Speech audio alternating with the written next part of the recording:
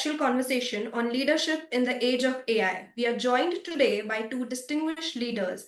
Dr. Ganesh Natarajan, Chairman of GTT Data Solutions, has been a strong advocate of dual intelligence, the synergy of human and machine intelligence shaping the future of work. Alongside him is Sindhu Gangadharan, Managing Director of SAP Labs India and Chairperson of Nasscom, widely recognized for her leadership in enterprise innovation and inclusive growth. Together, they'll explore how AI is transforming leadership, workforces, and our digital future. With that, I'm delighted to hand it over to Dr. Ganesh Natarajan to begin the conversation. So, over to you. Thank you, Komal, and welcome to all of you on the fourth edition of the show. As you'll recall, we started with Srikanth, who's the CEO of Fractal, and then we spoke to the CMD of Nestle, and then the chairman of Cyient, Mohan Reddy, who's also the chairman of the Chairman's Council of Nasscom. And my absolute pleasure to have my good friend Sindhu here on the show. And what we'll do with Sindhu is we will explore, as Komal said, we'll explore the whole dimensions of leadership in the era of artificial intelligence. Also understand a little bit about what Sindhu, in her vantage role as head of SAP in India, is really doing and what the company's plans are. And of course, then we will segue into industry and issues about what the country is doing on AI. And Sindhu, in her current role as chairperson of Nasscom, is more than the right person to make that happen. So first of all, welcome, Sindhu. Always a pleasure to have you anywhere, and of course on the show. And why don't we start with yourself? I mean, you are such a role model for so many millions of young women in this country. So tell us a little about yourself. What made Sindhu Gangadharan Sindhu Gangadharan? No, first of all, Ganesh, absolute joy to be here and have this conversation with you. I've listened to the earlier sessions that you've had with, especially with Srikanth at the CEO Unplugged series, and I think we need to have more of these conversations, right? It's really good to kind of get different perspectives. And so always a pleasure talking to you, Ganesh, and to your question on what makes Sindhu. How would I start? I mean, if I just look back at my journey, Ganesh, one thing that I think has always been a constant is definitely curiosity and definitely also hard work, right? I think these are two things that has been a constant. And I've always been someone who wanted to learn, to understand, ask questions. And Ganesh, I grew up right here in Bangalore. Back then, the city wasn't yet the Silicon Valley of India. It was a city and not so crowded as well. Not so crowded as well, indeed. But what it was known for was, of course, the great weather. But it was also a city of good engineering colleges, and there was this buzz about technology, at least in the late 90s, right? And what it could mean for the future. It was all over. It still is. And I think that energy is also what shaped me. It made me want to explore, to be part of what was coming. And very early on, I wasn't just satisfied with knowing the what. I always tried to understand the why and the how. It's something I guess my dad had kind of ingrained within me, always ask questions, right? And back then, that was also what drew me into engineering, even though at that time, like I said, it was not the most common path that you would choose, especially as a woman. I often found myself in classrooms and later on in workplaces where at that point in time, I didn't have too many role models who looked like me, right? But those experiences also, I think, shaped me, gave me that resilience, taught me to also create my own path, right? And also, if I just look back in my career, joining SAP was also one of the best decisions. Also, then when I joined SAP, moving into the headquarters was also a very important juncture because it also helped me understand what the purpose of the company was. That though when I joined, it was not very clear, but later on, I also kind of learned the purpose, right? And the belief that technology should not just drive business outcomes, but really helping improve people's lives. That kind of spoke to me and kind of built that core purpose as well. And very early on, Ganesh, I had the chance to work on customer problems, working with teams across geographies. And it wasn't always about learning technology. It was about learning how to work in a global environment, how to listen to very importantly, I'd say what shaped me is also to kind of understand the different perspectives and also see how you can see the impact of your work that you have on customers, right? And if I just look back now, every role I took on gave me something new, a new skill, but more importantly, it also gave me that confidence to step into the next thing, the next challenge, right? And so um, if I look back, also getting into leadership roles was also very cool, because I realized that leadership isn't all about yourself, right? It's about really enabling others, supporting others. It's about creating that right environment where people feel safe, people feel empowered to bring some of their best ideas forward. And that's also something that I carry with me as Sindhu, as a person, right? All the time. And today, also in my role, multiple roles that I have, be it as the managing director of SAP Labs India, which Ganesh is one of our largest R&D hubs for SAP outside of our headquarters. Today, we are 17,000 strong. I feel an enormous sense of gratitude and responsibility, because it's not just about driving innovation. It's about supporting our people, supporting our customers, supporting, more importantly, also the communities around us. Also in my global role, as I head up customer innovation services at SAP, I'll get the opportunity to work day in, day out with customers, building those tailored innovations for them, AI-driven solutions for them. Also in my role at Nasscom as chairperson, truly have that privilege to work along with industry peers like you, who have charted the path forward for all of us, and to also shape India's role as a global technology leader, right? But across all of these roles, Ganesh, one truth keeps me grounded, right? Because technologies will keep evolving. I know we'll speak a lot about AI and all of that. But deep down, it's the people who give it the meaning, right? And that I think it's core, because it's their creativity, it's their passion, it's the problem solving that they bring, is what turns technologies into something which makes it impactful, right? So if there's one thing that I've learned, and looking back, Ganesh, it's careers aren't always linear, right? They're built on that curiosity, they're built on that continuous learning, and more importantly, on courage as well. So that's what I'd say, and that's who I am as a person, and live by that philosophy. And I'm truly grateful as well for the experiences. Wow, that's quite a bucket of things that you have done and doing at this point of time. But tell me one thing. I mean, SAP has always been everybody's favorite choice in terms of an ERP and so many other things. So when you spoke about customer innovation, just give us an example. What kind of an innovative solution would you be able to put together around the SAP platform for maybe a global customer?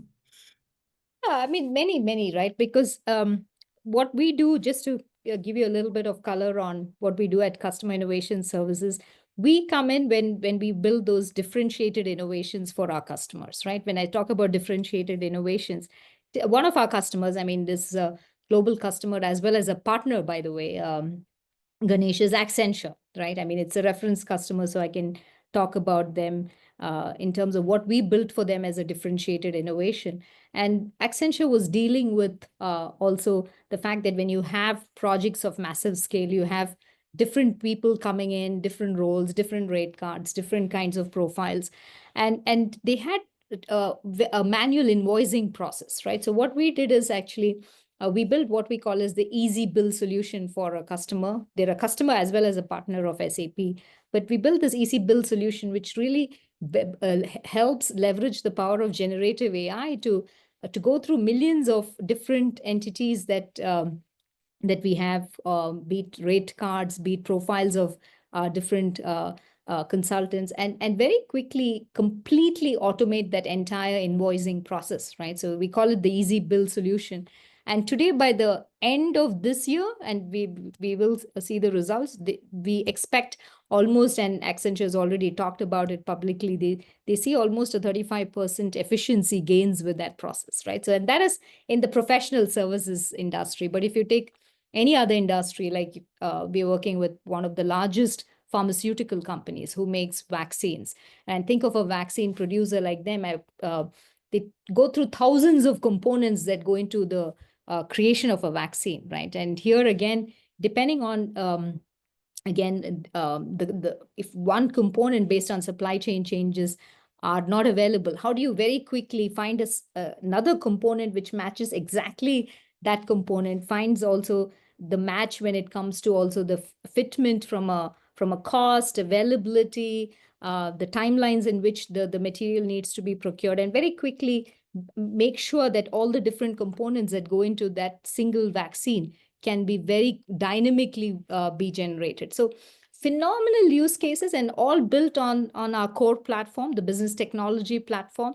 So we are also helping our customers stay true to the core, right? So they have their core process, but there are key processes which help them stay differentiated, have that edge over their competition, have the possibility to give those differentiated experiences for their customers. And this is where we come in, right? So of course, the majority of the core processes we take out of our core products, but then we build these innovations, leveraging the power of the platform, really helping our customers stay ahead and differentiated. Oh, that's awesome. And in fact, it reminds me that in my other role as chairman of Honeywell Automation India, I was in Houston a couple of months back and really looking at the way they're now doing process automation by supporting it from Houston, from Pune, from so many parts of the world. And in almost every aspect of what we do, there is AI at the edge. So there is Yeah. a level of artificial intelligence. So I was just wondering, I mean, is that how AI comes into SAP? That you have a core capability, which is of course very awesome in SAP. But is there AI now creeping into every aspect of the SAP processes and sub-processes? Absolutely. I mean, in fact, if you just look at our strategy when it comes to AI at SAP, Ganesh, we talk about business AI, right? And when we talk about business AI, what we're doing in a very simple context is we are embedding AI across our core business processes, right? And this is, of course, looking into an end-to-end process, could be a lead to cash process or a total workforce management process. It could be a design to operate process, which supports the entire manufacturing process, or it could be something like strategic sourcing or a strategic procurement process. And the whole idea is we make sure that we embed AI across these processes, be it when it comes to automation, be it when it comes to optimization, be it when it comes to also enhanced customer experiences across the various enterprise functions, be it your finance or be it your supply chain, be it HR, right? All of it.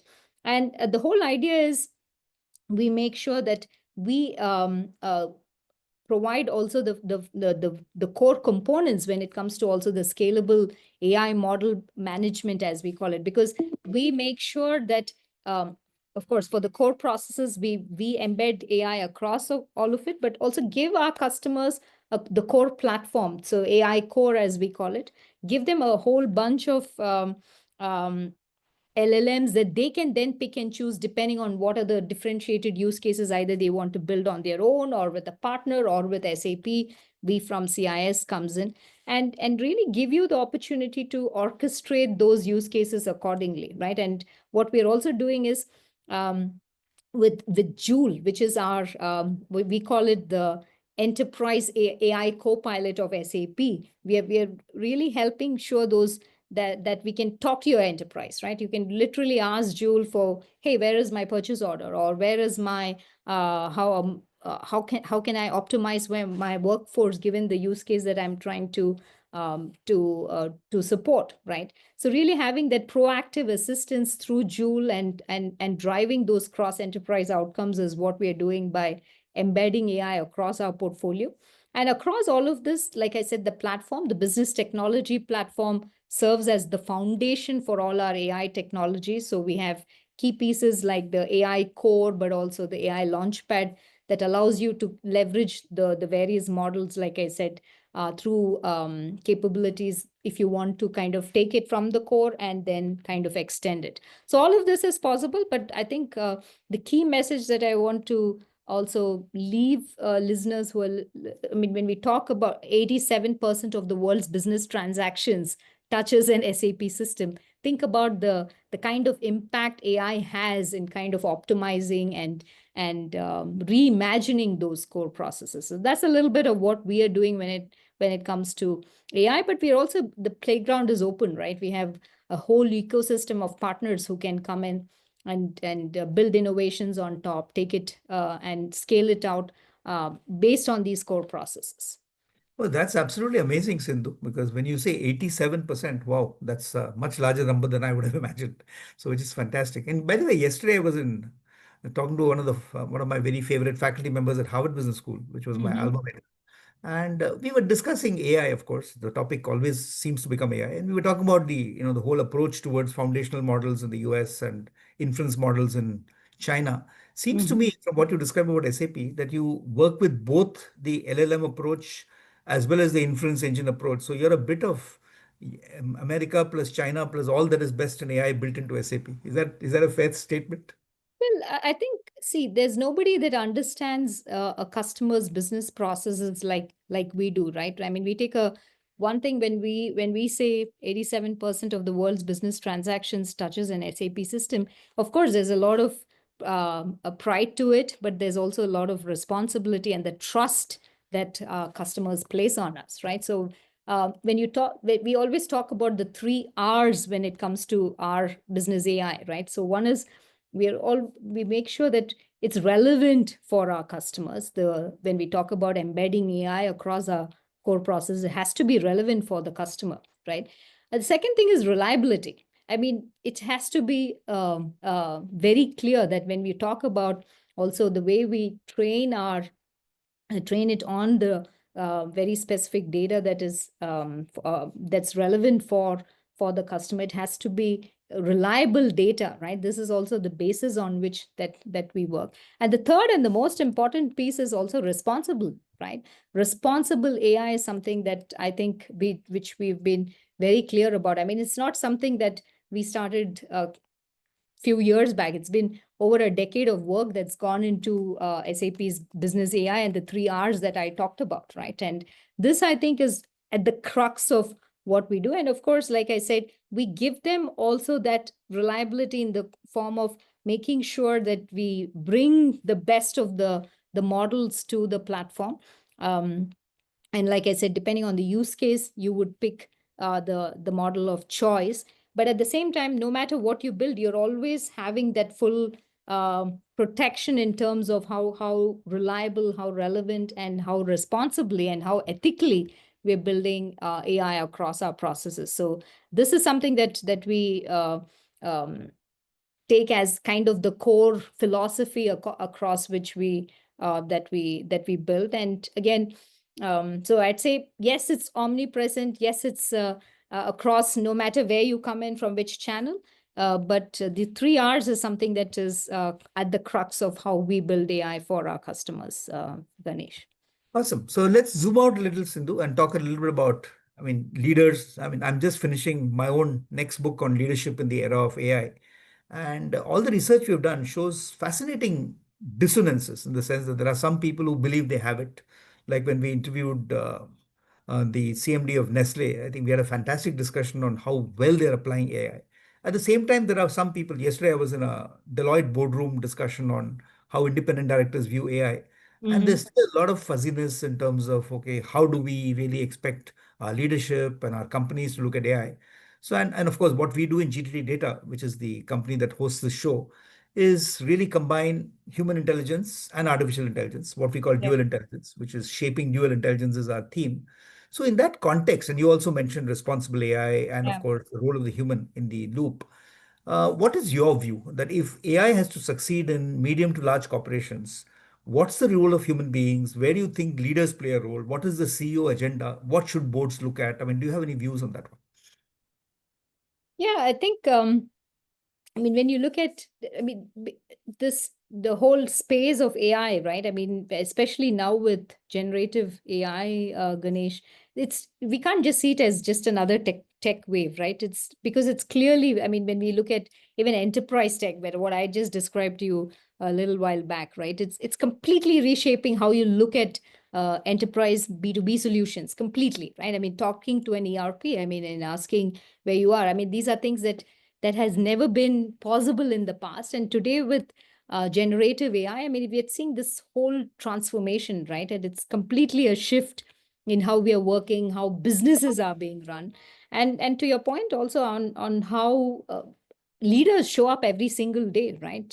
So I mean, if you just look back, and many of us have seen some of the waves of technology changes, every big tech wave has also demanded kind of a different style of leadership. Because if you go back in, like, we had the outsourcing boom, right? It was all about scale, it was all about cost, it was all about efficiency. Those were the kind of constructs upon which you built business cases.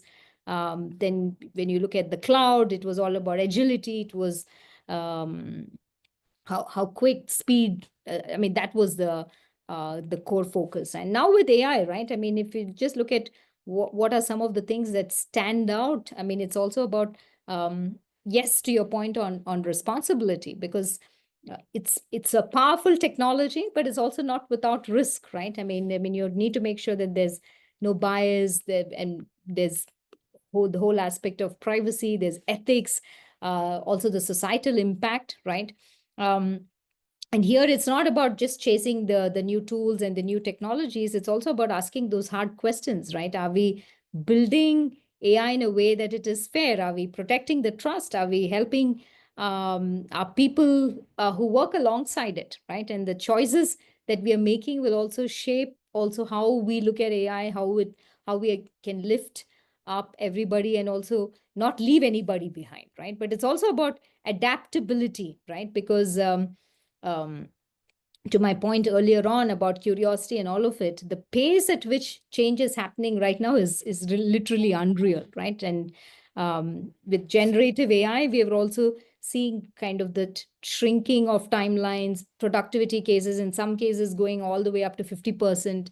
I mean, some of the use cases, what agentic AI use cases, which we have ourselves built, right? Like I recollect one of the customers, literally in what 4 days we built a POC for them. Like, so that's the pace at which it's not no more months, or it's for certain use cases, again, to be clear, right? And agentic AI is also pushing us into this world where systems can also act on their own to achieve certain goals, and also machines taking on that intellectual tasks through various fields. And so with all of these accelerations, I think leaders need to unlearn as much as we learn as well, right? So going back to my point on staying curious, being willing to experiment, getting comfortable with ambiguity, I think this is all very key.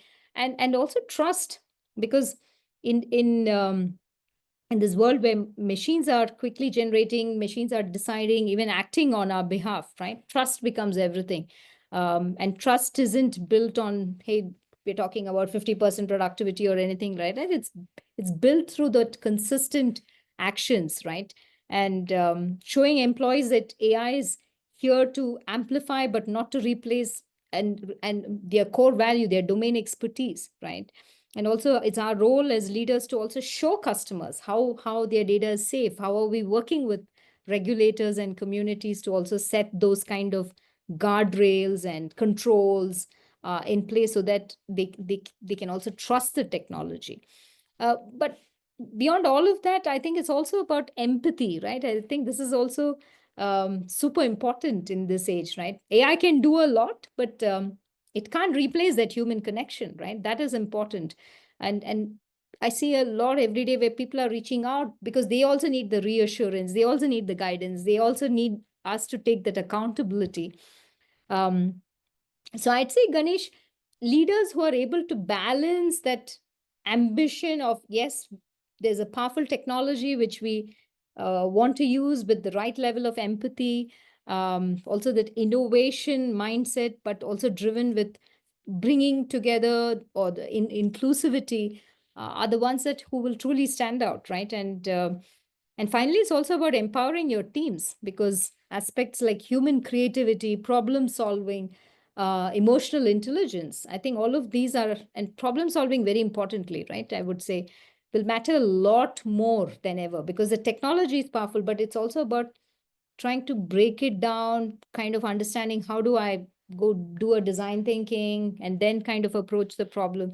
So we need to also create those spaces as leaders where people are also um, they're able to experiment, where failure is part of the process, right? And bringing these diverse skills together, all of this becomes super important, I would say. Yeah. But then, So, Sindhu, do you yeah. think that, I mean, I mean, we were in a very interesting discussion with Yuval Noah Harari in New York about 6 months back, where he was, of course, more of a doomsayer on this could happen completely, the whole human evolution can stop, which was a bit of an exaggeration. But Yeah. nevertheless, I think if you look at the whole, now people are already talking about AGI, artificial general intelligence, and of Yeah. course, the much dreaded super intelligence. So do you think a day will come when leaders and CEOs will either give up and let the agentic AIs run the shop, or do you think that we will still maintain control as AI becomes more empathetic, like human beings, as you mentioned? Is there some completely new model of emotional intelligence which is going to emerge, which enables us to design systems for game-changing AI, at the same time not lose control? Because I think there lies the critical aspect of leadership. Yeah, I think definitely. I think from my perspective, Ganesh, highly unlikely that leaders and CEOs are going to give up and let agentic AI fully take over organizational control. I mean, that's not going to happen.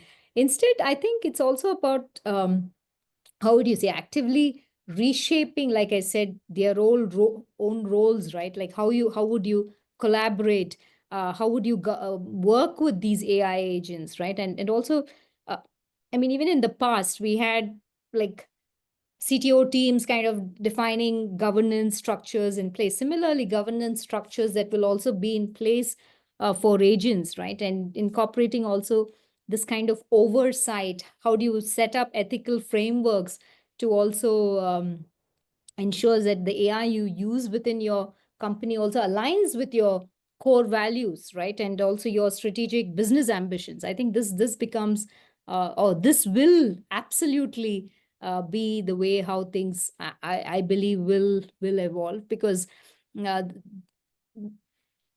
we will see a lot of CEOs, and we are seeing it as well. It's not that it's going to happen in the future, because agentic AI today in most of the customer conversation, it's real. It's not like something that is going to happen, right? It's a strategic shift in how customers are looking at their journeys, but it's also this process of experimentation, like I said, having strong governance, redefining in many times also this key roles that exist in organization, right? And but never ever would I say kind of complete giving up of human leadership, because I mean, sure, today also when you look at leaders, they're not kind of delegating their decision making. There's always to AI, right? But you have kind of the human in the loop.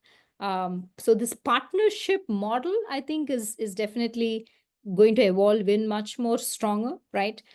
So I'd say definitely it's about augmenting that and not replacing it. Definitely not. Awesome. So let's zoom out one more level, Sindhu, and look at the whole national and Nasscom agenda.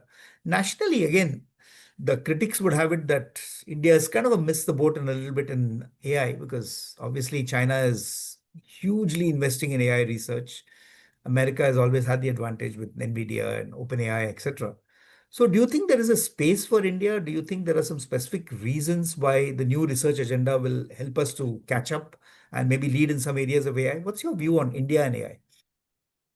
Yeah, if you just step back and look at our technology journey in India, we've made major shifts, right, Ganesh? I mean, we were mainly seen in the past as kind of the back office to the world, right? And because we've for many decades, I would say, we quietly powered this global ambitions of others from behind the scenes, but today that story has completely changed, right? Because today India's absolutely, I mean, I mean, if you think about um, the kind of budgets that is being spent on research and all of that, of course there's still um, massive improvements that needs to happen, no doubt about it. But all in all, if you just step back and see how far India has come, I mean, today India is stepping into boldly into that spotlight, right? Not just as a service provider, but as an architect of this global digital future. Because if I just think about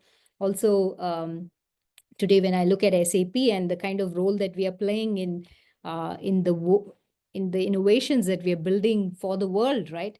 40% of our global R&D is happening out of India, Ganesh. And that's not just in terms of sheer numbers that I talk about, right? I'm talking about also the kind of innovations that are built from India for the world. In fact, what I always say, right, quarter of the patents that come out of SAP globally come out of India, right? And so that is not just a SAP story, but it's what is the transformation that's happening in India and across GCCs like SAP. So that is kind of the transformation that's happening. So that product-centric thinking.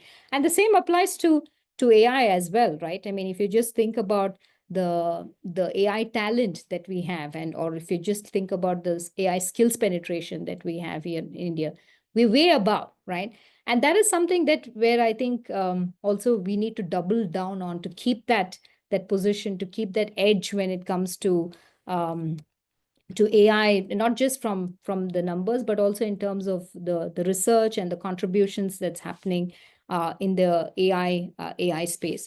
And here the government also, right? I mean, if you just look at some of the initiatives with the India AI mission, right?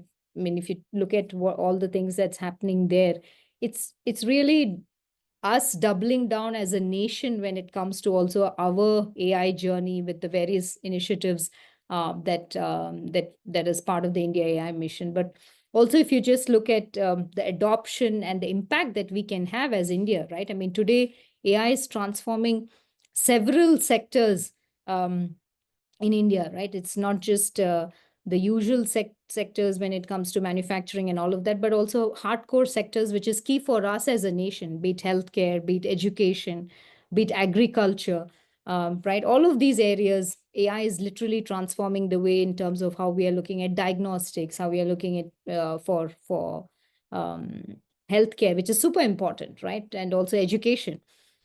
So yeah, from my point of view, if I just put on my hat, both from Nasscom, but also from an SAP, and seeing kind of the change that's happening, I think we have a edge. We have that the opportunity to be really having that, and also looking at some of the extremes in some of the other continents, where some continents are kind of leaning towards more regulations, some are leaning heavily no regulations but focusing on innovation. I think we are having that right balance, if you may will.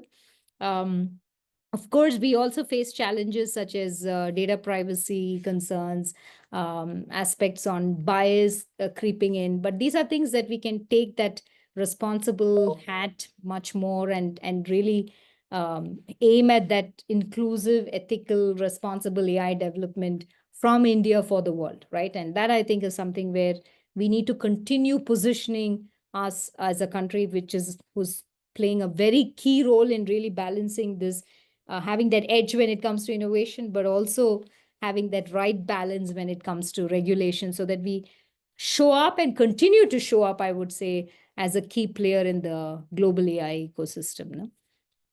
Ms. Sindhu, I love your optimism because you're making the logic that if so many Indians are so brilliant, India cannot but be brilliant.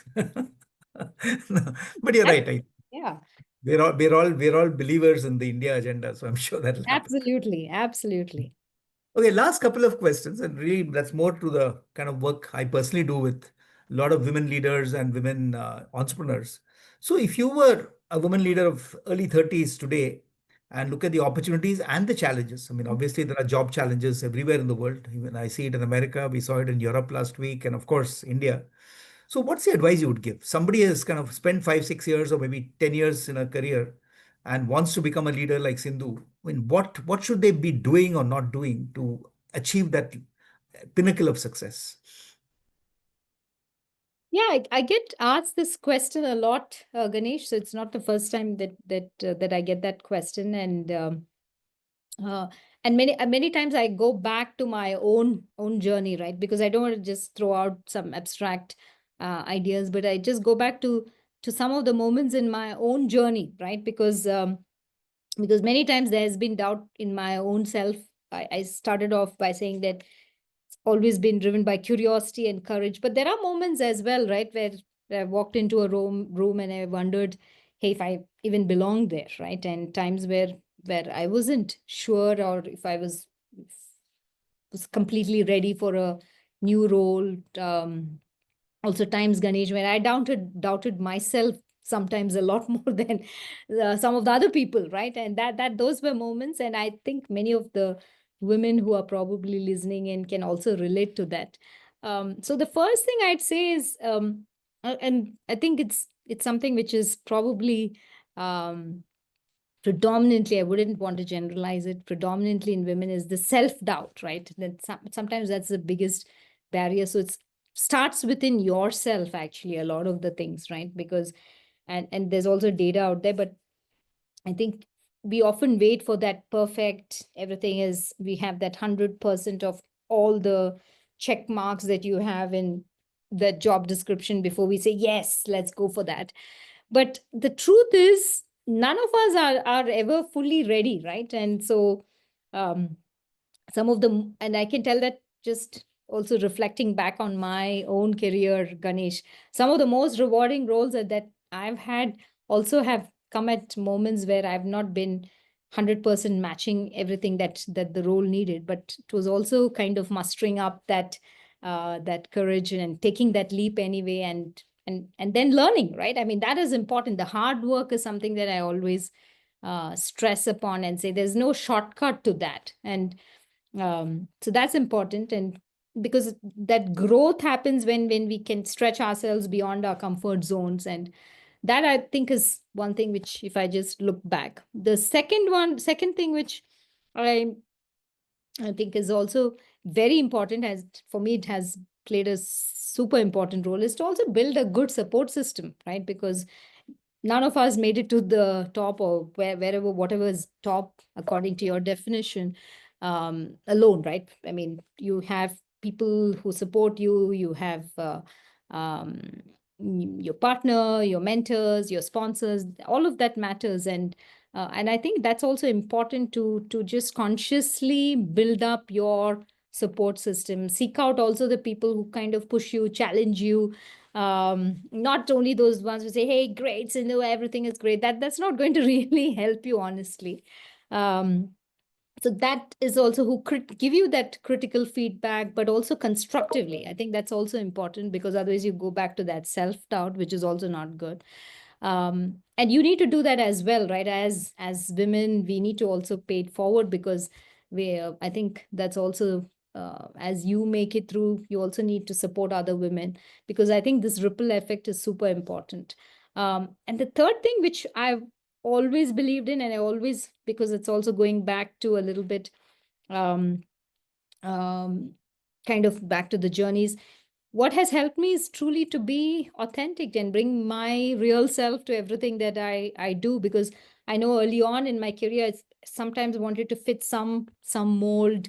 I thought I had to be louder, be tougher, lead in a way that sometimes didn't feel like me, right? And over time, I realized what in the end stood out was when I was my most authentic self, right? Your true values, your core, your perspective, bringing that, and that, because that's finally you, right? Nobody else can be that. No AI can take over that. So I'd say don't dilute that authentic you. Um, that's what I would say every young woman, right? Be your true self, put in that hard work, because that doesn't matter which gender, hard work is always going to help.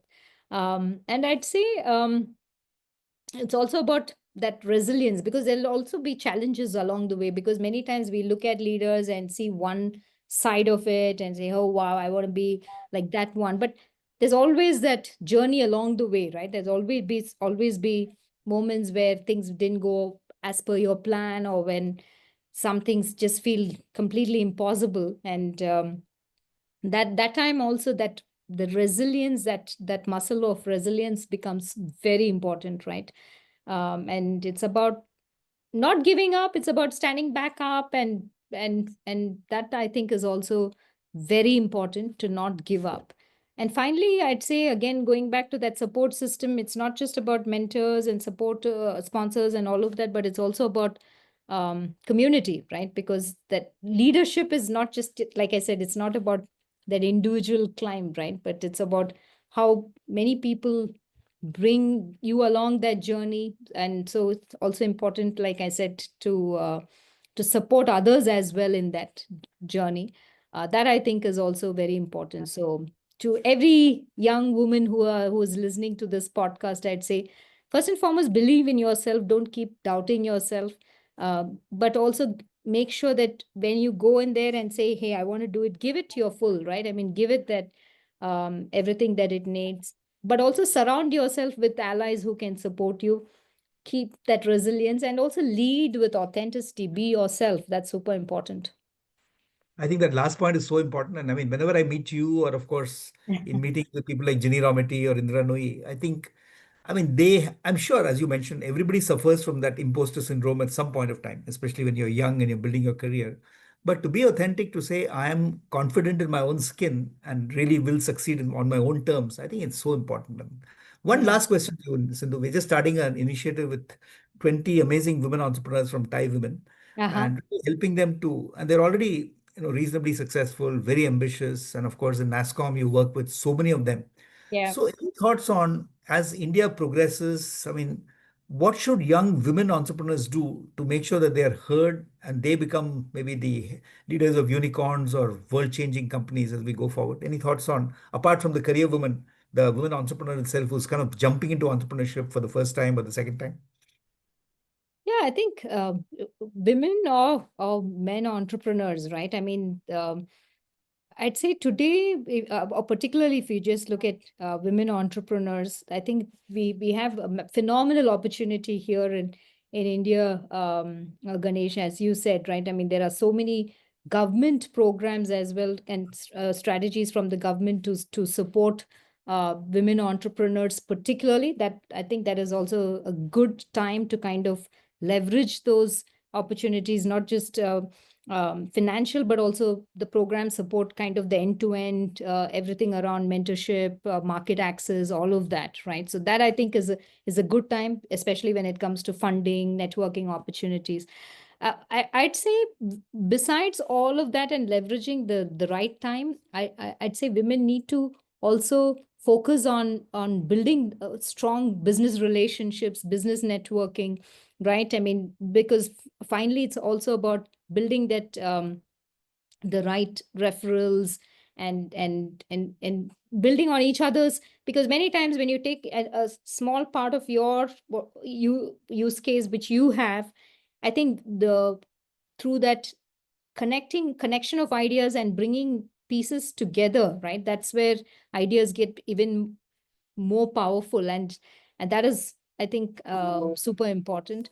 And then I'd say also embrace technology even more, right? And digital marketing today with AI, there's so many opportunities for you to kind of thrive with all the technology that helps you to very quickly go out there via different channels, um, influencer collaborations, all that, when you want to talk about your brand and you build that brand or reach your customers very quickly. In this digital age, I think there's immense potential to kind of scale out and use technology to your advantage. Um, I'd say also, to your earlier question, even in this context, it's super important, right? Seek mentorship. I think having mentors who can guide you at the right times, when you need to pivot, when you kind of need to go into a particular market. That I think, and that continuous learning becomes also very important for women. And I'd say, finally, I would also say continue build resilience. I mean, it's also, there's a lot of competition. Let's be very clear on that. So make sure that you stay resilient no matter what. If you have a cool idea, there's so many things in place with regards to a lot of programs at this point in time. But again, it goes back to also your belief system. How do you make sure that you, no matter what, don't give up, right? And finally, advocate for inclusivity, which is also very key in the solutions that you're building. These would be something that I would call out, Ganesh. Thank you so much, Sindhu. I think it's, as always, wonderful having a conversation with you. And I think some of your ideas are so important for the success of whether you call it the community, women itself, entrepreneurs, and Nasscom. It's always a pleasure talking to you. So thank you so much for making the time, and look forward to interacting with you more and seeing you succeed spectacularly in your career. Thanks so much, Ganesh.